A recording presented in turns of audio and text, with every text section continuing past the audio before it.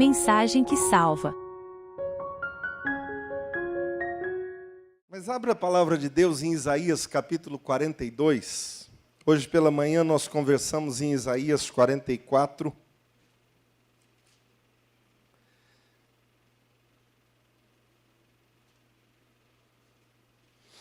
O livro de Isaías é um dos livros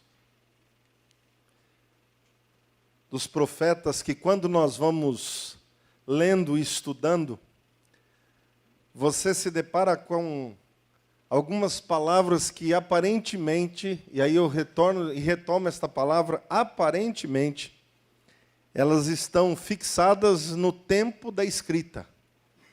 Quando você começa a ler e entender o que quis dizer o profeta e o que disse o profeta, você vê que a mensagem é atualíssima e ainda o é para os nossos dias, da mesma maneira que o foi para aquele tempo. Isaías 42 diz assim. Eu vou pedir então que a igreja leia de forma responsiva comigo.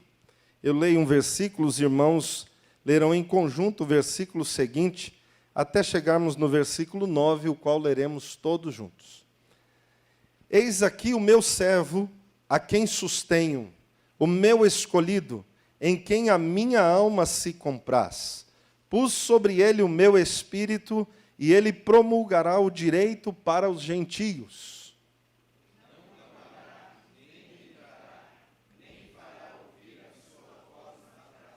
Não esmagará a cana quebrada, nem apagará a torcida que fumega. Em verdade, promulgará o direito.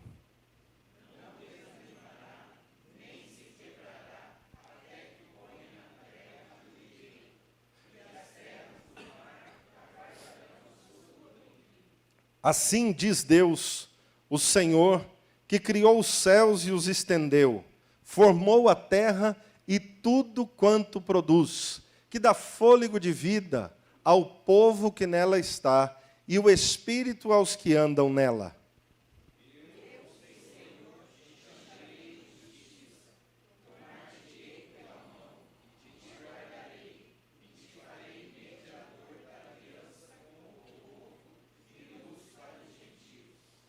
Para abrires os olhos aos cegos, para tirares da prisão o cativo, e do cárcere os que jazem em trevas.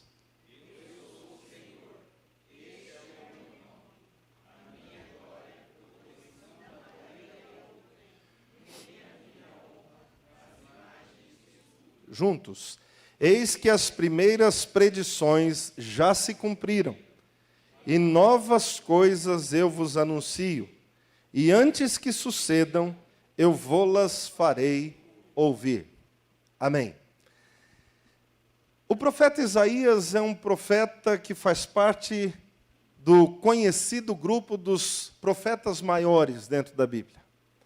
Esses profetas maiores, eles estão assim colocados porque eles profetizaram durante um tempo maior dentro da história. Então, alguns profetas tiveram o chamado de Deus para profetizarem antes e durante o cativeiro.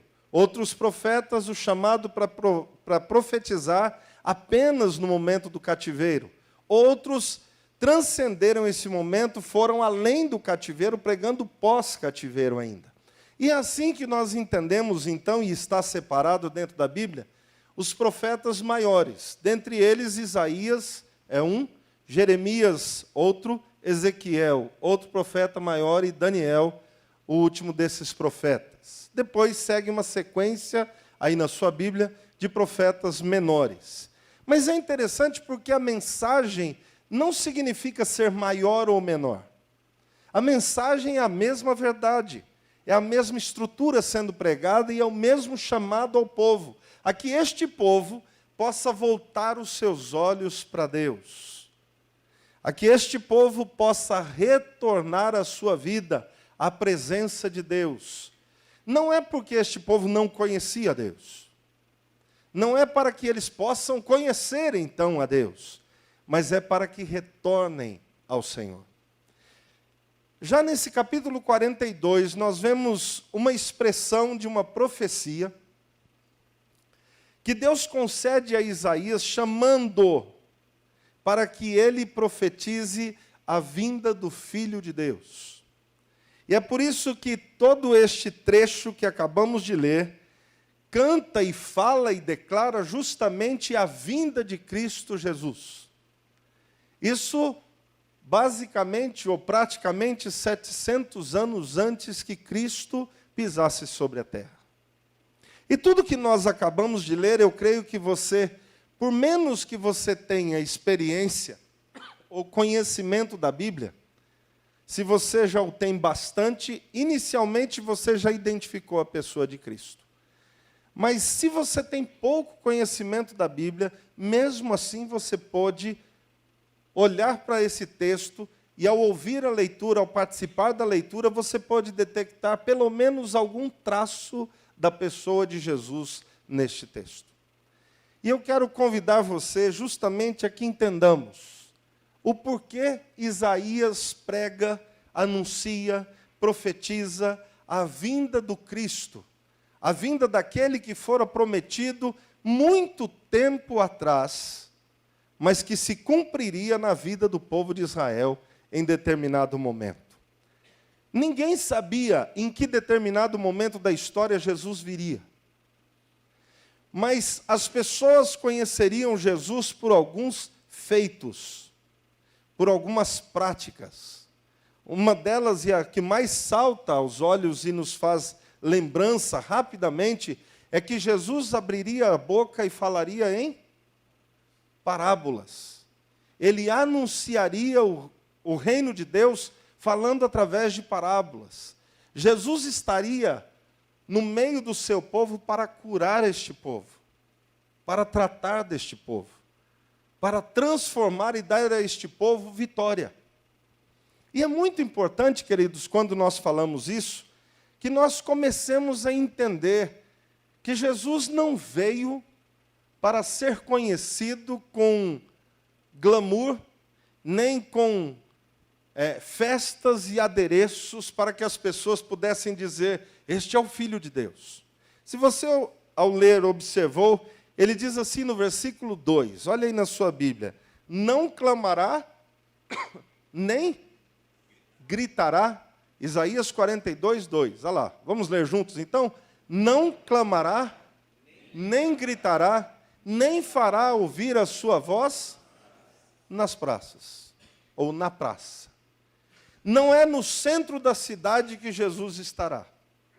Jesus não estará sendo conhecido porque as pessoas, com entendimento, partiram a Ele e foram até Ele para que o colocassem num pedestal ou fosse conhecido das pessoas, dizendo, olha, este aqui é o grande Filho de Deus. Jesus seria conhecido justamente daqueles que se dispusessem a estar e viver com humildade de coração, prontos para servir, prontos para andar com um homem que não era benquisto. Por que Jesus não era benquisto e não seria benquisto? Porque ele veio anunciar ao mundo a vontade de Deus. Qual é? Qual o princípio do coração de Deus? E que a salvação não acontece ou não se dá porque o homem melhorou. A salvação acontece porque a graça de Deus alcança este homem, independente de onde ele esteja.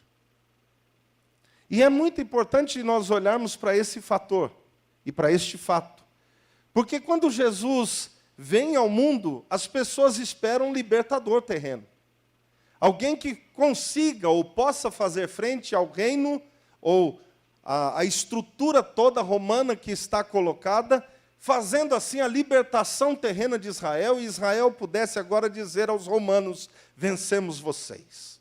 Agora sim chegou o nosso rei e vocês estão vencidos. Mas Jesus, ao invés de um cavalo branco, monta um jumentinho para entrar em Jerusalém.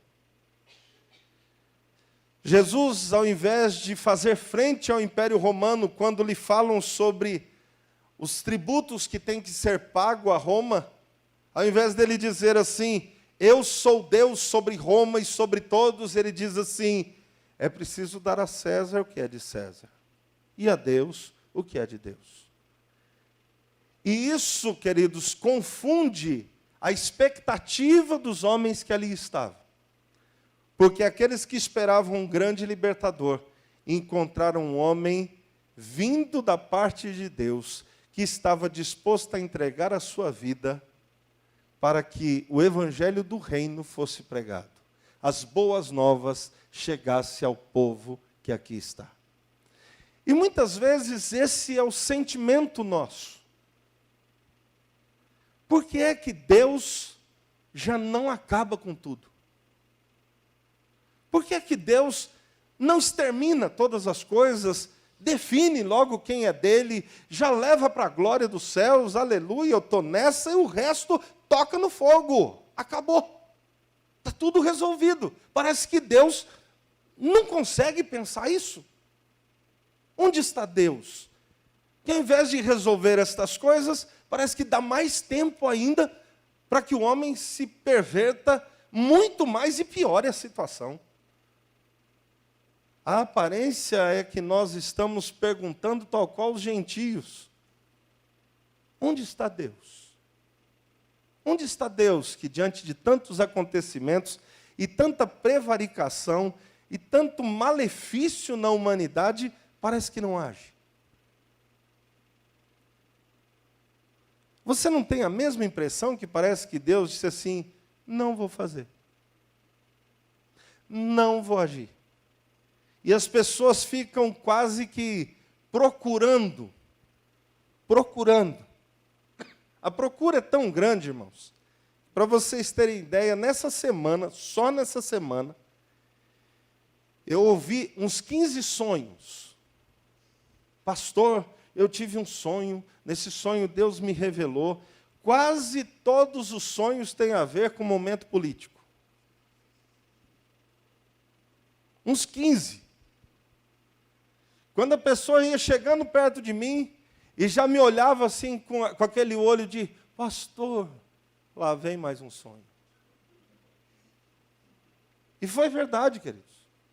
Chegou uma hora que eu disse assim: Deus, o Senhor não pode cortar um pouco do sonho desse povo, não? E interessante que todos os sonhos,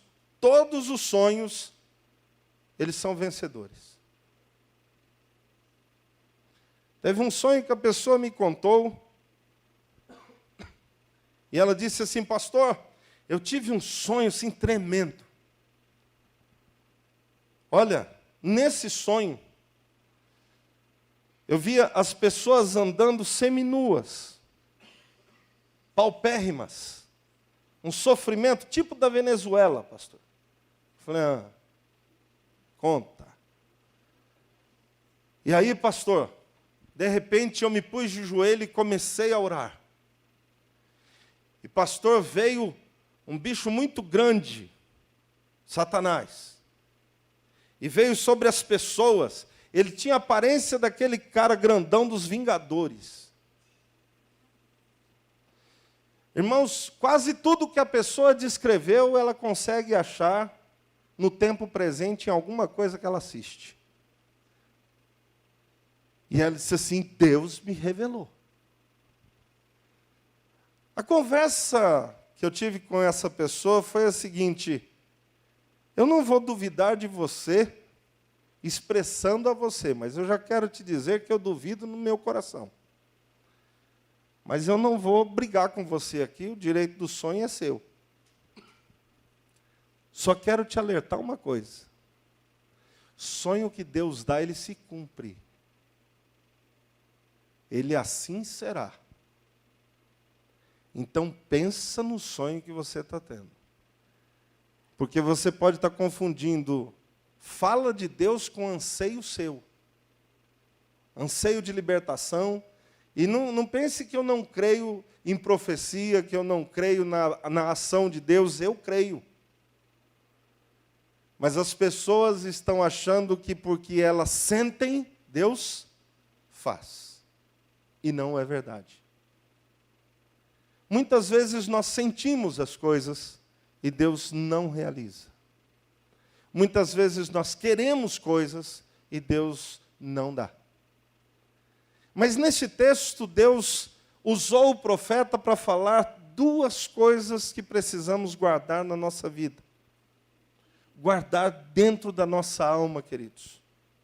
E nesse tempo tão grande de desinformação, esse tempo onde as pessoas estão confundindo tudo, e a pessoa agora tem uma mania, né? Agora não, desde que nós começamos a ter o WhatsApp, ter essas redes sociais, é uma mania de querer dar a primeira notícia, ser o primeiro a dar a notícia que está correndo. Então a pessoa recebe e dispara. Ela não sabe de onde veio, quem foi, como foi, mas ela dispara. É algo que está dentro de nós. O desejo de ser aquele que informa. Para que todos possam saber e dizer assim, recebi isso do fulano. Fulano já sabia. E olha que interessante.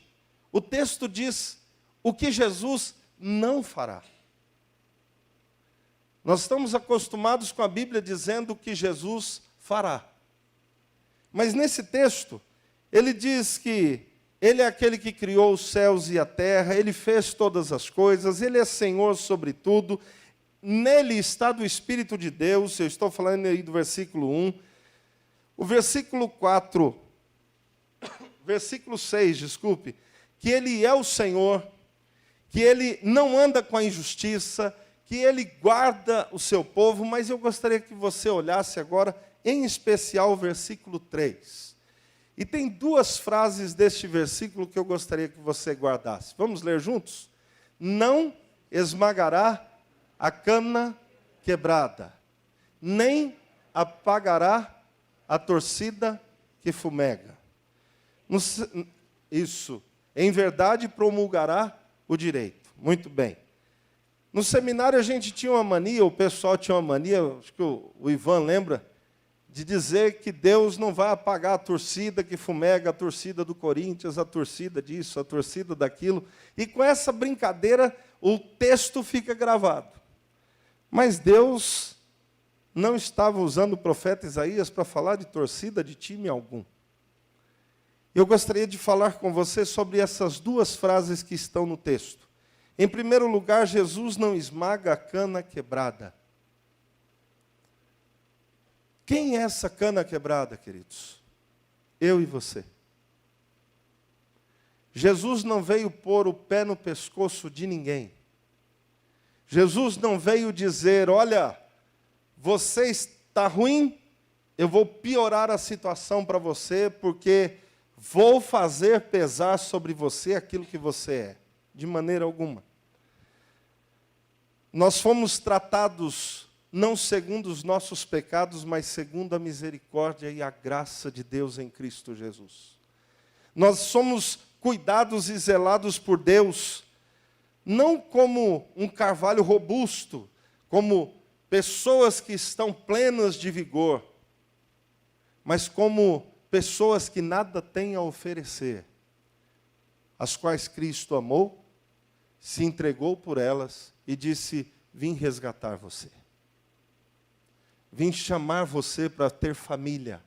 Vim chamar você para viver na minha casa, comigo, sentar-se à mesa e experimentar da glória do Pai. O texto ainda continua mostrando que, embora tenhamos sido esmagados, amassados pela desestrutura causada pelo nosso pecado, Deus em Cristo Jesus nos estende a mão para nos reconstruir como pessoas. O servo de Cristo não é chamado do pecado para permanecer da mesma maneira e não ser tratado. Não. Cristo nos tira do pecado, nos estabelece na sua graça, pela sua graça, na sua glória, a fim de que nós possamos reluzir, possamos transparecer, mostrar, evidenciar, declarar com a vida quem é aquele que nos salvou, queridos. Que maravilha é ser de Cristo. Que maravilha é não ser julgado por Cristo. Que maravilha é ser tratado por Cristo. É maravilhoso quando olhamos para a verdade de Cristo e vamos encontrar que Se ele aplicasse sobre nós os nossos merecimentos, seríamos exterminados de todo e em todos, num só instante.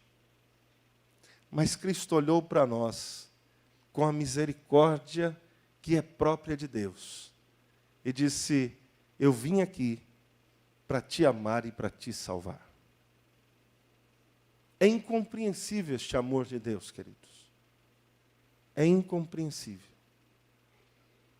Você gostaria de amar uma pessoa que, ao invés de querer andar com você, se rebela contra você?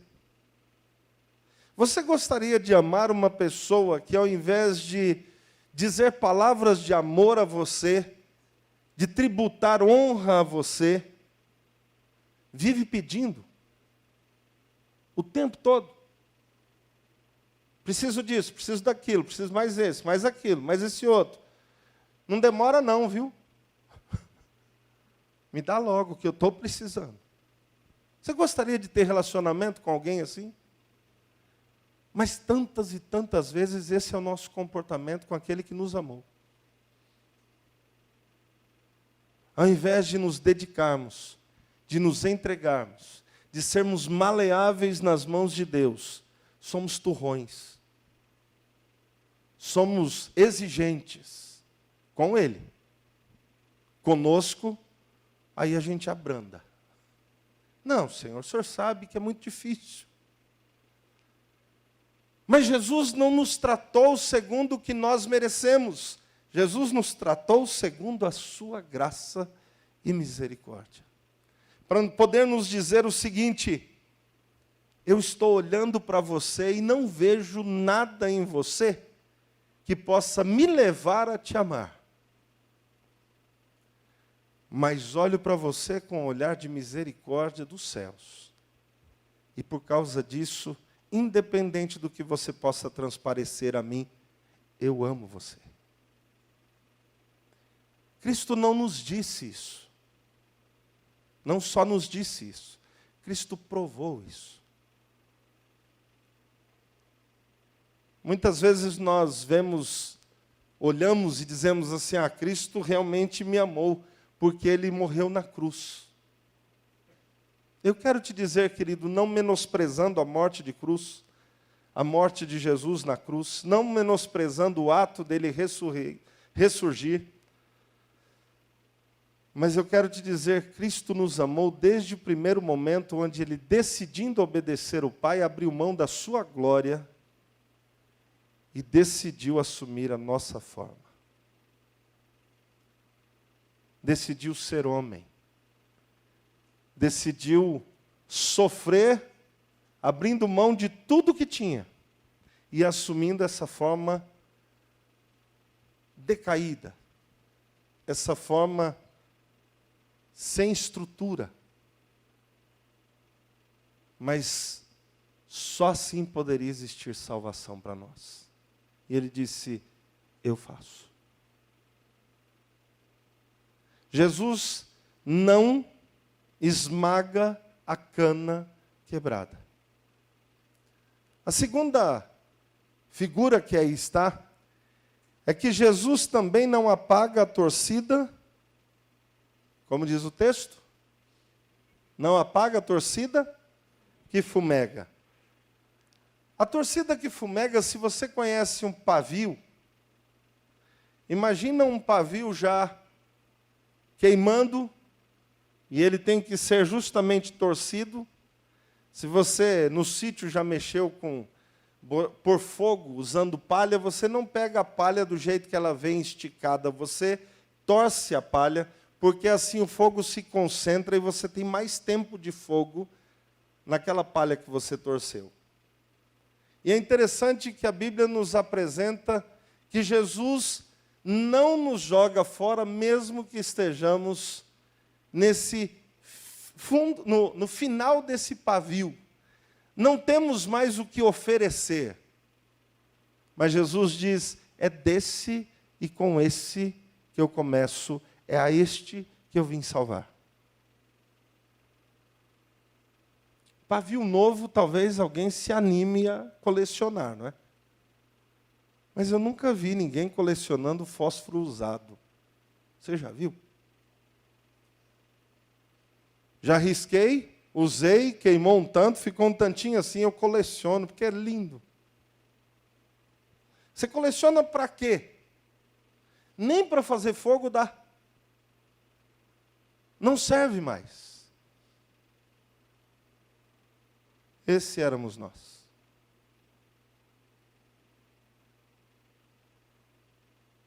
Em suma, para nada mais serviríamos.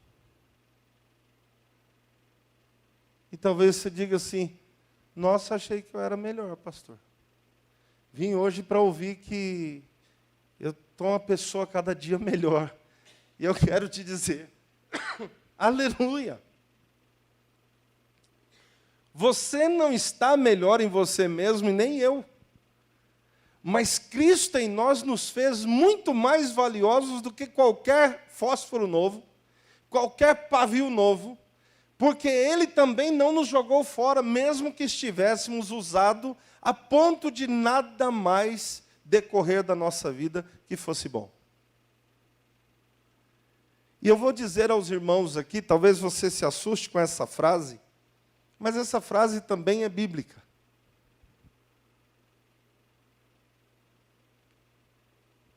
Se pedisse a cada um de nós para nos escolhermos para o céu,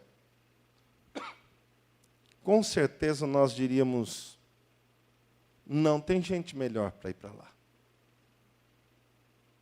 E tem mesmo. Você concorda que tem gente melhor do que você e eu? Tem ou não tem? Tem. Tem gente que tem hora que você tem vergonha de estar perto, não tem? E você vê a atitude que a pessoa tem, você fala, rapaz, não vou nem falar que eu sou crente. Porque se eu falar que sou crente, só o jeito que eu vi o comportamento dessa pessoa já tem vergonha. Mas olha que interessante.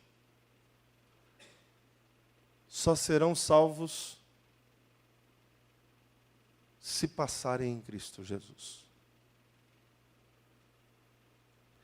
É por isso que essa mensagem, embora pareça que eu estou atirando pedra em você, é o contrário.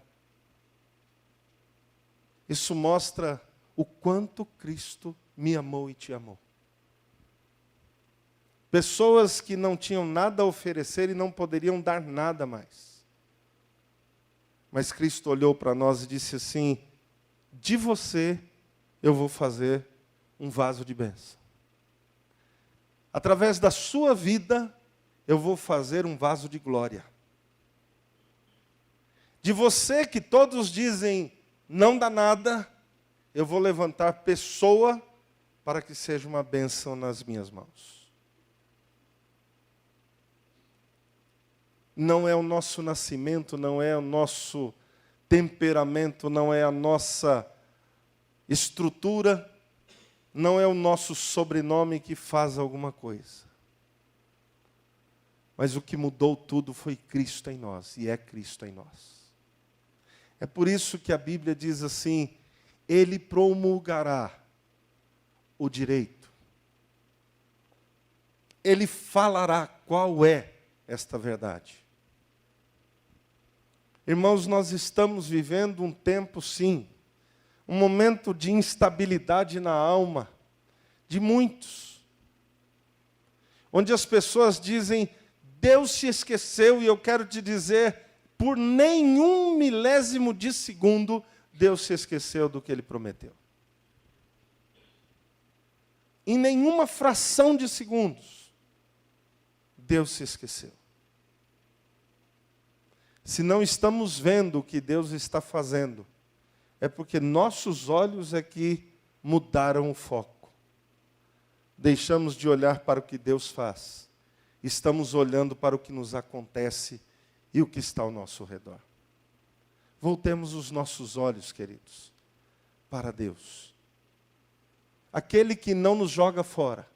Aquele que nos alcançou quando todos nos desprezariam. Este mesmo nos diz, eu tenho plano com a sua vida. Eu quero dizer a todos nós brasileiros, todos nós que aqui estamos, Deus não se esqueceu de nós. Deus não se esqueceu de nenhuma das suas promessas. Nós é que precisamos voltar os nossos olhos e nos perguntarmos: estou eu aos pés do Senhor ou estou procurando as minhas soluções e as minhas diretrizes para a vida, a fim de encaixar as coisas como eu vejo? Tudo está diante de nós. Eu hoje conversava com um jovem e disse que interessante. Nós estamos, como eu tenho dito já alguns cultos aqui, nós estamos vivendo um momento ímpar da história. Ímpar. Ah, pastor, mas o que será? Não sei. E não estou aqui para dar profetada para ninguém.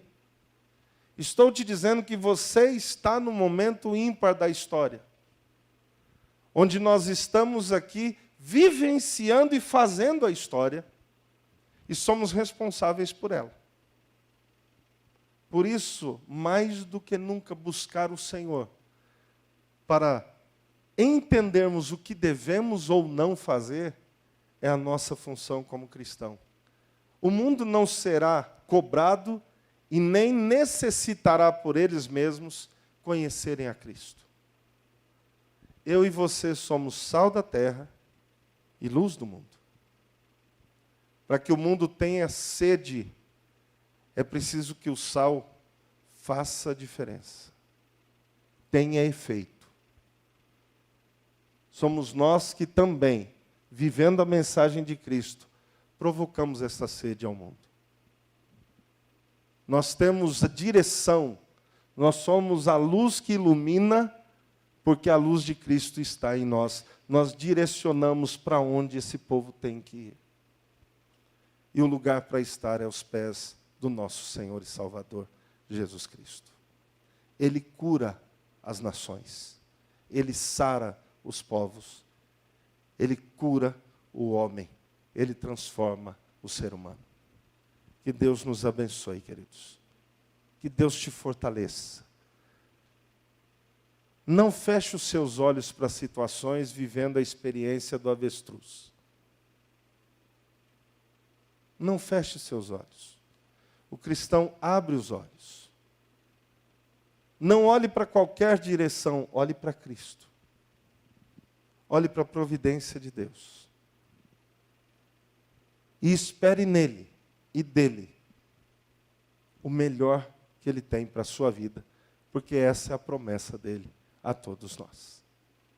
O Senhor te abençoe e te guarde. O Senhor te abençoe em casa também, em nome de Jesus.